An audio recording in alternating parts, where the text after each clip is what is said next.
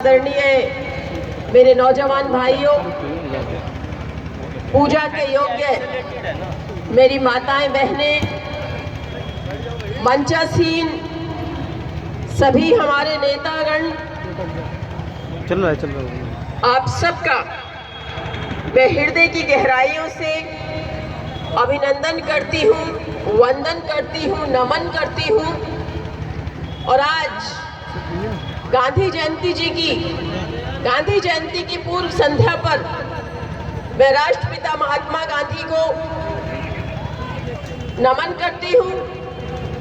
स्वर्गीय प्रधानमंत्री लाल बहादुर शास्त्री जी को नमन करती हूँ, क्योंकि कल उनकी जयंती है। और आज हम सब लोग सेक्टर 3 की बल्लभगढ़ विधानसभा क्षेत्र की इस फरीदाबाद जिले की समस्याओं को लेकर यहाँ इकट्ठा हुए हैं। मुझसे पहले कई वक्ताओं ने यहाँ की समस्याएं रखी और हमारे भाई रतनलाल राणा जी ने बड़े विस्तार से एक एक समस्या की चर्चा की। और मैं स्वयं भी पिछले कुछ दिनों से लगातार लोगों के संपर्क में हूँ और हर व्यक्ति कोई न कोई समस्या बताता है। तो अब समय आ गया है इन समस्याओं को उठाने का, सत्तासीन नेताओं से सवाल करने का और आने वाले नेताओं से एश्योरेंस लेने का कि वो इन समस्याओं का समाधान करेंगे। पिछले 9.5 सालों में आप लोगों ने देखा कि फरीदाबाद जो एक बेहतरीन औद्योगिक नगर होता था, उसे एक ऐसे नगर के रूप में परिवर्तित कर दिया गया है जो बहुत बदतर हालत में दिन ब दिन जाए जा रहा है। यहाँ औद्योगिक धंधे जो चलते थे उसमें इस प्रदेश के लोग ही नहीं, दूसरे प्रदेशों के भी हमारे भाई बहन आकर रोजगार प्राप्त करते थे। और सेक्टर 3 तो एक मिनी इंडिया है, लघु भारत है। यहाँ तो हर प्रदेश के लोग यहाँ रहते हैं, जो रोजी रोटी के लिए, काम के लिए यहाँ आए और इस जिले को जिन्होंने अपना दिल से, आत्मा से मान लिया। लेकिन आज क्या हालात है? आज बहुत सारी फैक्ट्रियों पर मोटे मोटे ताले जड़े हुए हैं, बहुत सारी फैक्ट्रियां बंद होने के कगार पे, बहुत सारी फैक्ट्रियों में काम आधे से भी कम रह गया है। मेरे भाई बताएं कि पहले जिस तरह हर साल बाहर के लोग काम के लिए आते थे, क्या अब वो काम के लिए आ रहे हैं? नहीं आ रहे। क्या आपके बच्चों को काम मिल रहा है? नहीं मिल रहा। मुझे हमें हाथ खड़ा करके बताइए, मुझे सुनाई नहीं दे रहा। रोजगार मिल रहा है? नहीं मिल रहा। सरकारी रोजगार मिल रहा है? नहीं। क्या आपके बच्चे पढ़े लिखे रोजगार की तलाश में जाते हैं, उन्हें नौकरी मिलती है? तो ये हमारे जिले का और हमारे प्रदेश का हाल हो गया है। हम महंगाई की बात करें तो सुरसा के मुख की तरह दिन पर दिन बढ़ती जा रही है। जो चीज 25 रुपए की मिलती थी, आज वो सीधे सीधे 100 रुपए की मिल रही है। क्या मिल रही है या नहीं? और कमाई वही की वही, महंगाई दिन पर दिन बढ़ रही है, आसमान छू रही है। चाहे वो डीजल के दाम ले लो, पेट्रोल के दाम ले लो, गैस के दाम ले लो, आटा दाल चावल चीनी के दाम ले लो, मसाला गेहूं के दाम ले लो, कपड़ा लत्ता के दाम ले लो, जूते चप्पल के दाम ले लो, बच्चों के कॉपी पेंसिल के दाम ले लो, आप दही पनीर के दाम ले लो, बिल्डिंग मटेरियल लोहा मिट्टी सरिया का आप डस्ट का दाम ले लो। आज आप जीवन गुजर बसर नहीं कर सकते हो अपनी कमाई में। आज आपको मकान बनाना पड़ जाए तो आपको लोन लेना ही पड़ेगा। आप अपने घर से पैसा लगा के मकान बना नहीं सकते हैं। आज इतनी महंगाई हो गई है। आज गृहिणियों के घर का बजट बिगड़ा हुआ है। जो गृहिणियां 5-7 हजार में पूरे महीने का सामान खरीद के ले आती थी और अपना घर चलाती थी, आज वो 25,000 में भी पूर्ति नहीं हो रही है। क्या मैं ठीक कह रही हूँ? बिल्कुल ठीक, सही कह रहे हो। आज पूर्ति नहीं हो रही है। बच्चों को स्कूल में पढ़ाना मुश्किल हो गया है।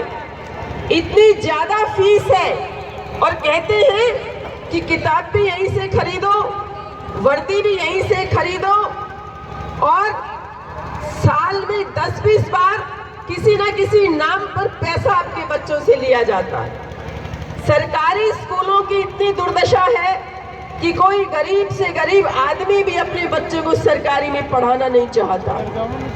अस्पतालों की बात कर लीजिए।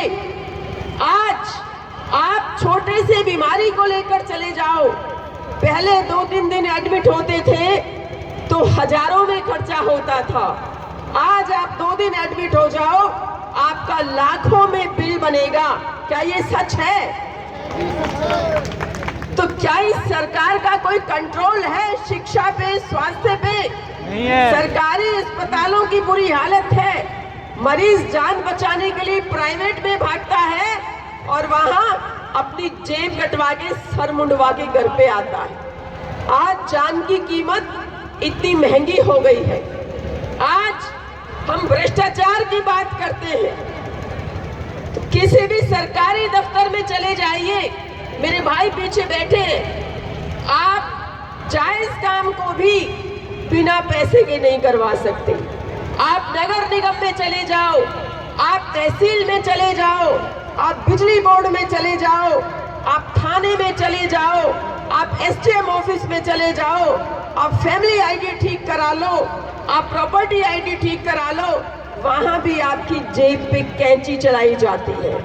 वहां भी दलाल बैठे हैं जो बिना पैसे के आपका सही काम भी नहीं होने देते हैं। ये सरकारी दफ्तरों की हालत है।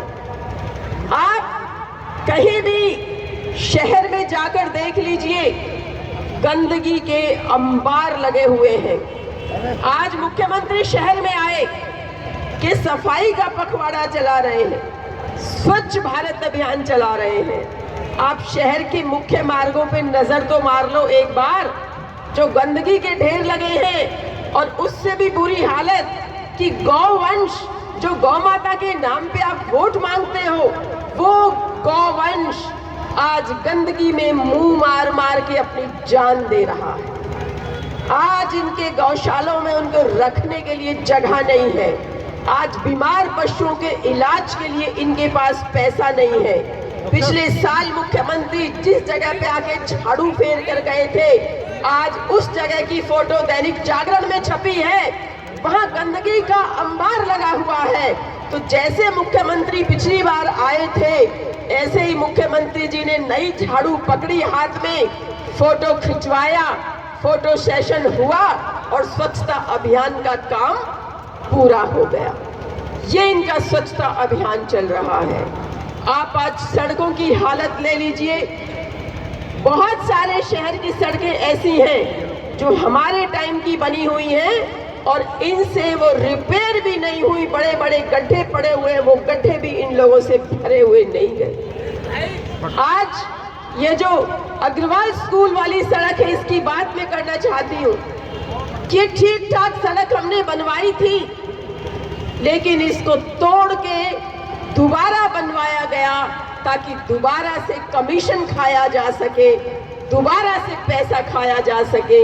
इस सड़क को कहीं और बनाया जाता तो शायद लोगों को कितना फायदा होता। आपके सेक्टर में 83 लाख रुपए नगर निगम से नालियों के नाम पे खा लिए गए, पेमेंट हो गई। क्या आपके सेक्टर में कोई नाली बनी है? बताओ, कोई नाली बनी है? नहीं बनी। कोई नाली नहीं बनी, लेकिन पेमेंट हो गई है। पहली बार जब से देश आजाद हुआ है और फरीदाबाद में नगर निगम बना है, कभी नगर निगम में घोटाला नहीं हुआ, लेकिन पिछले 9.5 सालों में घोटाले पर घोटाले, घोटाले पर घोटाले होते जा रहे हैं। 200 करोड़ का घोटाला जो नगर निगम में हुआ, वो 200 करोड़ का नहीं है, वो लगभग 1000 करोड़ का घोटाला है, क्योंकि 2 बार नगर निगम के रिकॉर्ड रूम में आग लगा दी गई है। और हरियाणा सरकार ने ये माना है विधानसभा में कि हाँ 184 करोड़ का घोटाला हुआ। ये सरकार मान रही है जहां काम नहीं हुए उन कामों की पेमेंट हो गई। जो 5 लाख का काम था उसे बढ़ा के करोड़ों की पेमेंट करवा ली। जो 27 लाख की रेलिंग लगी थी 5-5, 6-6 करोड़ की बना दी। इसी तरह ये हजारों करोड़ का चूना, आपकी जेब के पैसे नगर निगम खा चुका है। और मुख्यमंत्री कहते हैं नगर निगम जनता को लूट रहा है। मैं पूछना चाहती हूँ खट्टर साहब, आप किस मर्ज की दवा हैं? आप किस बीमारी का इलाज है? फिर अगर नगर निगम लूट रहा है, आप क्यों नहीं सख्ती करते?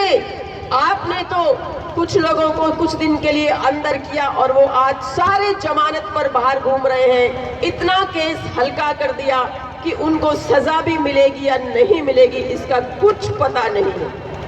कुछ पता नहीं कि इनको सजा भी मिलेगी या नहीं मिलेगी। ऐसे घोटाले कभी पहले हुए हैं? आज जिस भी भाई बहन से बात करो वो कहता है कि हमारी प्रॉपर्टी आईडी गलत बना दी, फैमिली आईडी गलत बना दी, छोटे छोटे बच्चों के 2-2 लाख की इनकम दिखा दी। और जब वो फैमिली आईडी ठीक कराने जाते हैं तो कोई 20,000 मांगता है, कोई 15,000 मांगता है, और उसके बाद भी धक्के खिलवाए जाते हैं, लेकिन फैमिली आईडी, प्रॉपर्टी आईडी को ठीक नहीं किया जाता। मैं आज इस मंच के माध्यम से कहना चाहती हूँ कि हमारे नेता माननीय भूपेंद्र सिंह हुड्डा जी और हमारे प्रदेश अध्यक्ष चौधरी उदयभान जी ने ये फैसला लिया है कि आप लोगों के आशीर्वाद से, जनता जनार्दन की कृपा से अगर कांग्रेस की सरकार आएगी तो हम ये फैमिली आईडी और प्रॉपर्टी आईडी को खत्म कर देंगे, झंझट काट देंगे, इसको खत्म कर देंगे। इसकी कोई आवश्यकता नहीं है।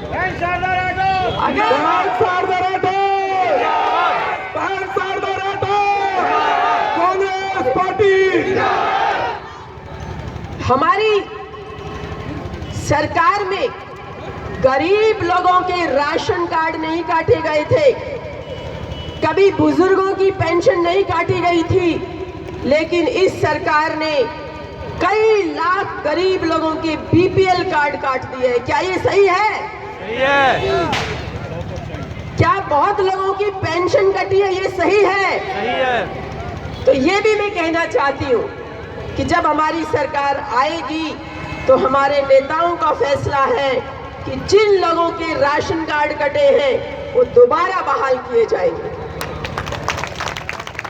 जिन लोगों की बुढ़ापा पेंशन, विधवा पेंशन, विकलांग पेंशन कटी है या जिनकी बनी है, उनको सीधे सीधे 6,000 रुपए पेंशन दी जाएगी।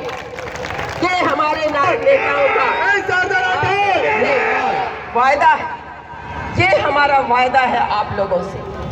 जो बिजली की समस्या से त्रस्त है, अभी भाई बता रहे थे, बहुत से साथियों, राणा जी ने बताया कि यहाँ घंटों घंटों बिजली के कट लगे रहते हैं, लाइट चली जाती है और बिजली का बिल बढ़ चढ़ के आता है। तो भैया अब तो स्मार्ट मीटर भी लग रहे हैं, और स्मार्ट मीटर का जो चलता है जैसे हवाई जहाज का इंजन चल रहा हो, वो ज्यादा बिल देने वाला मीटर लगाया जा रहा है।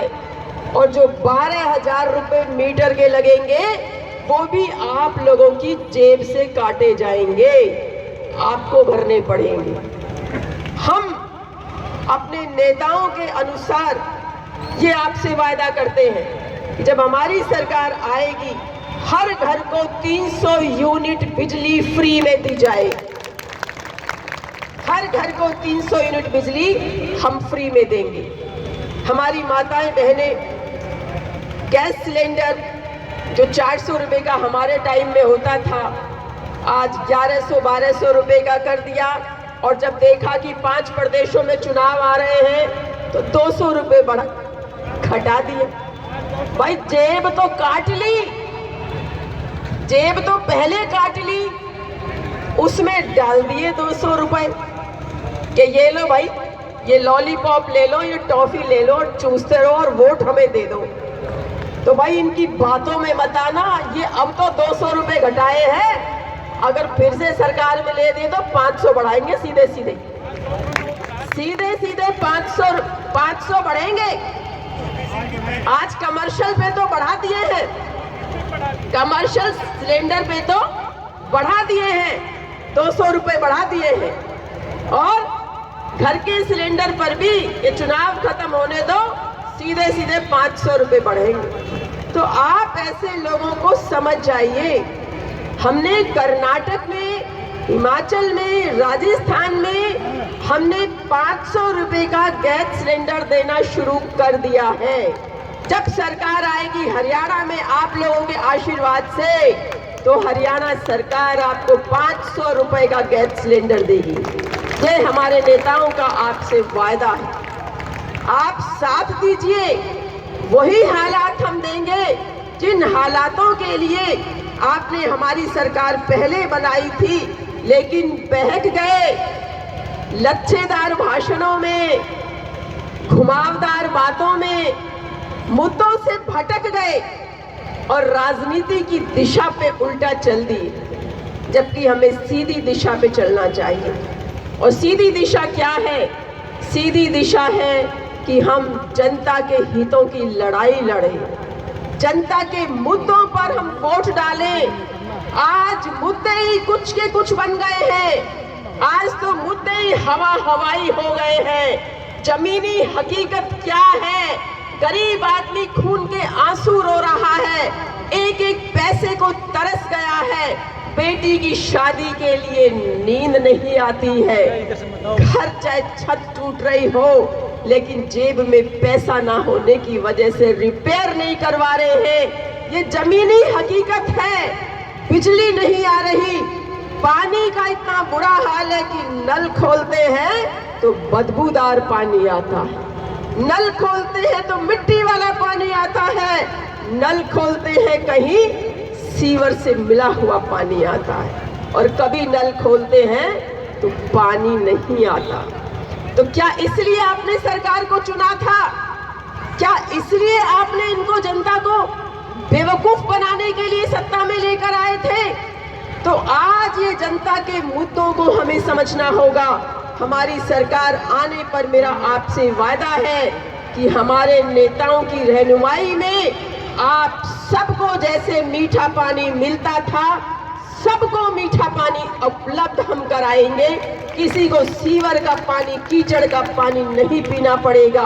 हमारी सरकार में बिजली सरप्लस में पैदा होती थी, कई बिजली के कारखाने लगाए और बिजली की सप्लाई शानदार करवाई।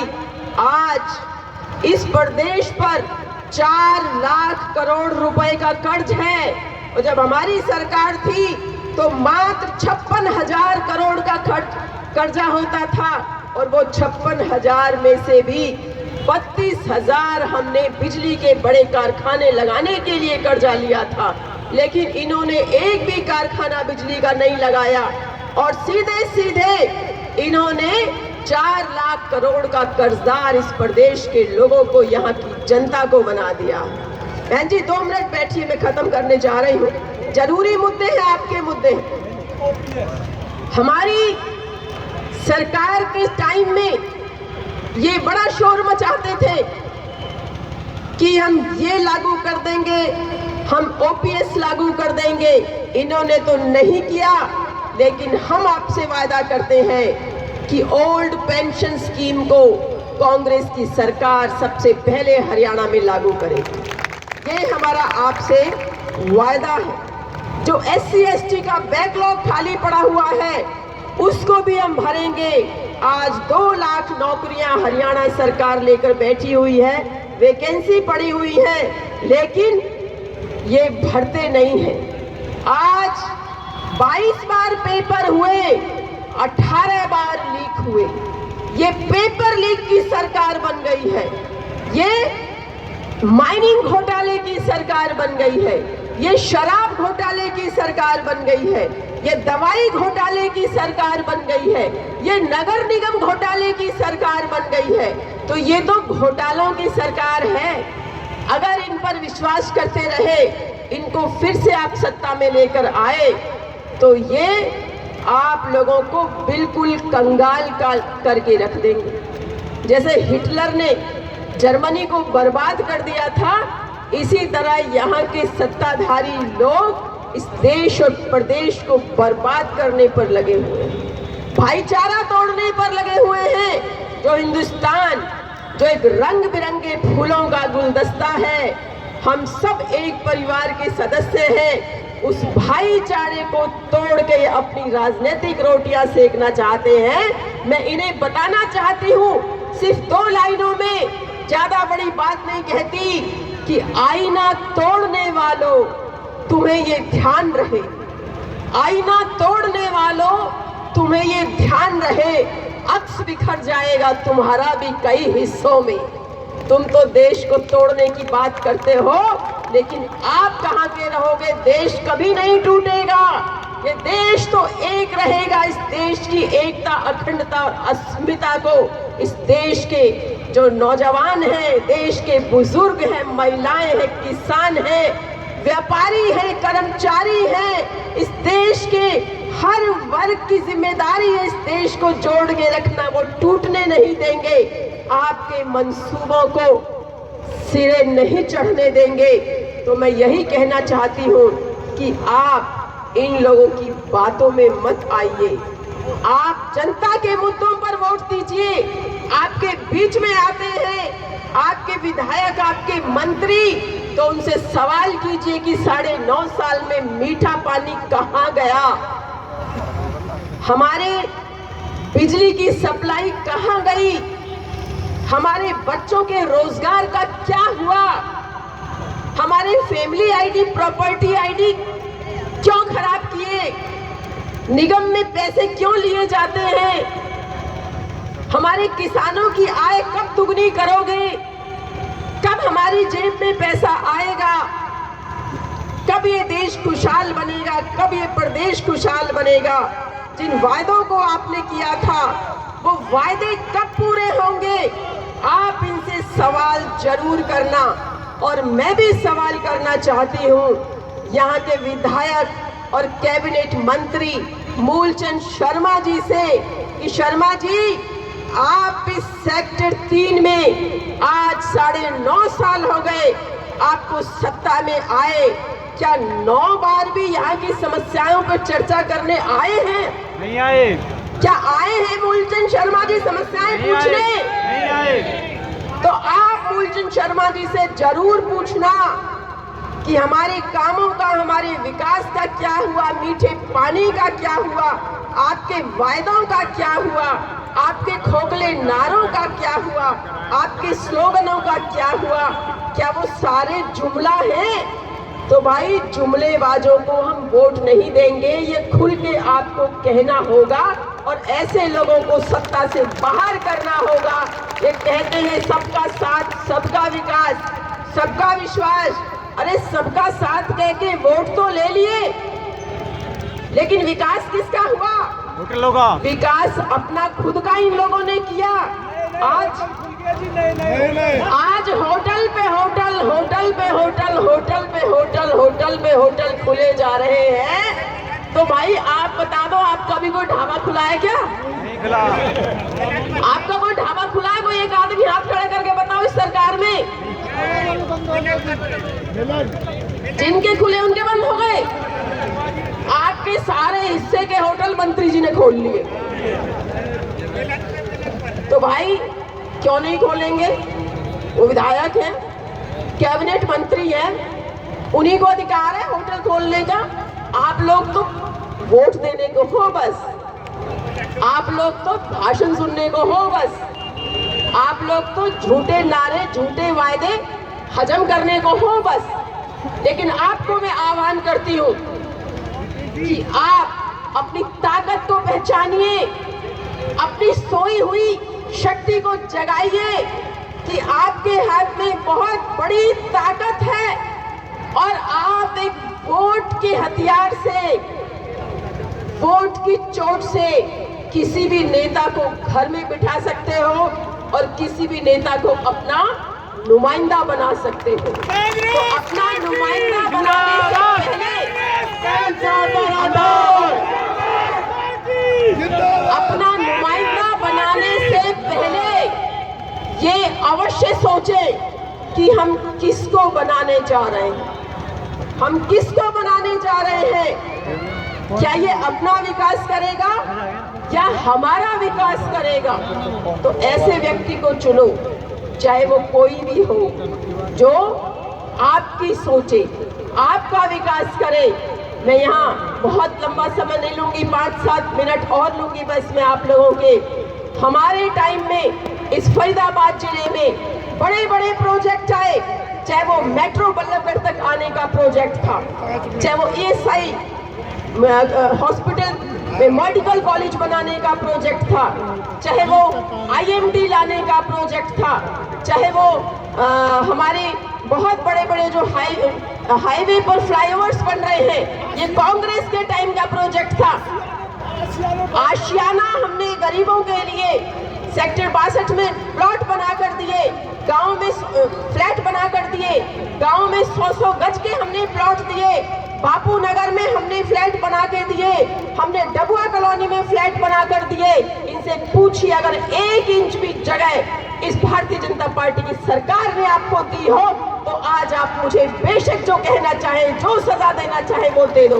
क्या 1 इंच भी जगह किसी गरीब को मिली है 9.5 साल में? मुझे बताइए, 1 इंच भी जगह किसी को नहीं मिली है। और ये हम वादा करते हैं कि अगर हमारी सरकार आएगी तो हमारे नेताओं का ये फैसला है कि इस योजना को लागू रखेंगे और हजारों फ्लैट बना के देंगे और हजारों प्लॉट काट के देंगे गरीब लोगों को, ताकि उनको सर पे छत मिल सके। इसी तरह मैं आप लोगों से ये भी पूछना चाहती हूँ कि कोई भी बड़ा प्रोजेक्ट, एक प्रोजेक्ट ये बता दे कि इस सरकार में 9.5 साल में इस सरकार को एक प्रोजेक्ट बताओ कि एक प्रोजेक्ट इस सरकार ने दिया हो। घोटाला दिया है गिफ्ट में, नगर निगम का सबसे बड़ा घोटाला, लेकिन कोई बड़ा प्रोजेक्ट नहीं दिया। कहते जी हमने हाईवे बनाया। अरे हाईवे तुमने अपनी जेब से ये बनाया क्या? इस हाईवे पे उत्तर में चले जाओ, दक्षिण में चले जाओ, पूर्व में चले जाओ, पश्चिम में चले जाओ, हर जगह टोल टैक्स लगा हुआ है, हर जगह टोल टैक्स लगा हुआ है। बिना टोल टैक्स के कोई गाड़ी गुजरती हो तो मुझे बता दो। नहीं, आप में अगर हिम्मत थी, आप कुछ भला करना चाहते थे तो आप बदरपुर के टोल टैक्स को खत्म करते, जिसकी अवधि पूरी हो चुकी है लेकिन वो खत्म नहीं हो रहा है।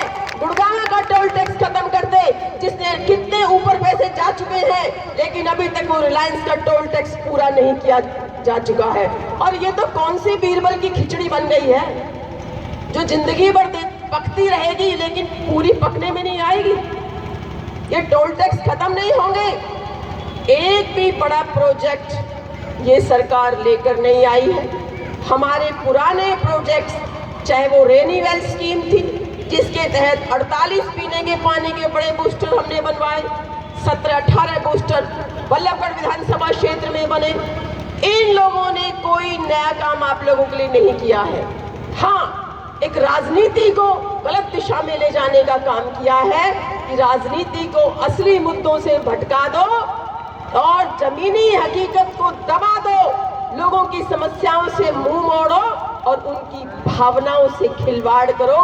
ये राजनीति की नई दिशा इन लोगों ने दी है। मैं पूरे हिंदुस्तान की या पूरे विश्व की बात नहीं करती, मैं तो अपने बल्लभगढ़ की बात करती हूँ, अपने जिले की बात करती हूँ, अपने प्रदेश की बात करती हूँ कि आप एक बार भरोसा करोगे तो आपके भरोसे को हम लोग ठेस नहीं पहुंचाएंगे, आपके मान सम्मान में कमी नहीं आने देंगे, आपके विकास में कमी नहीं आने देंगे।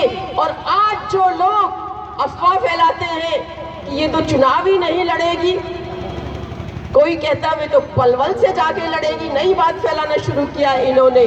तो मैं ये डंके की चोट पे आज कह रही हूँ मंच के माध्यम से, चुनाव भी लड़ूंगी और बल्लभगढ़ से ही लड़ूंगी और जनता की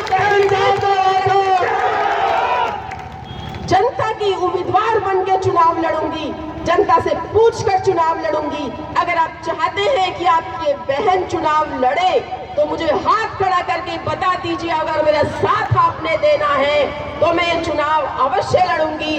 आपके मान सम्मान की जिम्मेदारी मेरी रहेगी, चुनाव तक की लड़ाई आप सबकी रहेगी और उसके बाद ये लड़ाई आपकी बहन की रहेगी। आपके सम्मान को, आपके हर मान को पूरा किया जाएगा। यहाँ हमारे मंचासीन सभी साथी और आप सब मेरे परिवार के सदस्य हैं। राणा जी दिन रात मेहनत करते हैं, काम में लगे रहते हैं, मैं जब भी देखती हूँ। आज बहन जी लाइट इतने बजे आएगी, आज पानी इतने बजे आएगा, आज तो जी मैं वो सफाई वालों को बुला के लाया हूँ। तो भैया जनप्रतिनिधि चाहे छोटे चुनो चाहे बड़े चुनो, ठोक बजा के चुनो, परख के चुनो, कोई बाद में पछताना ना पड़े, क्योंकि 5 साल तक अभी हटाने का प्रावधान नहीं है। जो 5 साल आपके सिर में बैठ गया वो बैठ गया, इसलिए खूब जांच परख के अपना जनप्रतिनिधि चुनो। और हम लोग आपके समक्ष खड़े हैं, ये वायदा करते हैं कि हर छोटे से छोटे काम को अपनी जिम्मेदारी समझ के, अपना धर्म, अपना कर्तव्य मान के हम पूरा करेंगे और आपकी उम्मीदों पे, आशाओं पे खरा उतरने की कोशिश करेंगे।